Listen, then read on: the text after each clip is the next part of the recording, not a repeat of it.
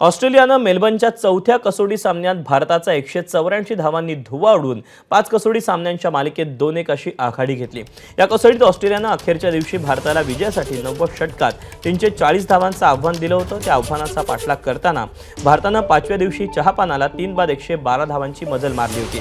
त्यामुळे भारताला ही कसोटी अनिर्णित राखण्याची संधी होती, पण चहापानानंतर रिषभ पंतनं मोठा फटका खेळण्याच्या प्रयत्नात पुन्हा आपली विकेट ऑस्ट्रेलियाला बहाल केली आणि त्यानंतर 4 बाद 121 धावांवरून भारताचा दुसरा डाव 155 धावात गडगडला।